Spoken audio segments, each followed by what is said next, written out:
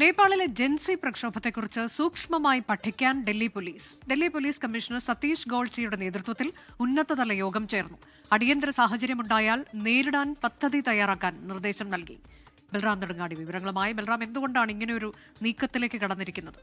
അനുജ, സമീപകാലത്തായി ശ്രീലങ്ക, ബംഗ്ലാദേശ്, നേപ്പാൾ എന്നിവിടങ്ങളിൽ ഉണ്ടായ സമാന സ്വഭാവമുള്ള പ്രതിഷേധങ്ങളാണ് എന്ന വിലയിരുത്തലാണ് ഇതുമായി ബന്ധപ്പെട്ട പോലീസിന് ഉള്ളത്.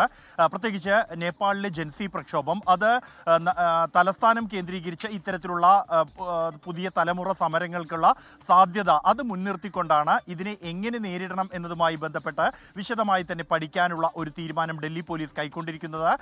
ഇതിനായാണ് ഡൽഹി പോലീസ് കമ്മീഷണർ സതീഷ് ഗോൾച്ച ഉന്നതതല യോഗം വിളിച്ചത്. അത് 3 intelligence branch, operations unit, Delhi armed police എന്നിവരുടെ മേധാവികളെ വിളിച്ചു ചേർത്ത യോഗത്തിൽ ഇത്തരം പ്രതിഷേധങ്ങൾ ഉണ്ടായാൽ അതിനെ നേരിടാനുള്ള പ്രത്യേക പദ്ധതി തയ്യാറാക്കാനുള്ള നിർദ്ദേശമാണ് നൽകിയിരിക്കുന്നത്. ഒപ്പം തന്നെ നിലവിൽ ഇത്തരത്തിലുള്ള ജനക്കൂട്ട സമരങ്ങളെ നേരിടാൻ ഡൽഹി പോലീസിന്റെ കൈവശമുള്ള മാരകമല്ലാത്ത ആയുധങ്ങൾ, അത് ബാരിക്കേഡുകൾ, ലാത്തികൾ, കൂടാതെ കണ്ണീർവാതക ഗ്രനേഡുകൾ അടക്കമുള്ള ഉപകരണങ്ങളുടെ പട്ടിക, അതിന്റെ കണക്കെടുപ്പ് നടത്താനുള്ള നിർദ്ദേശവും നൽകിയിട്ടുണ്ട്.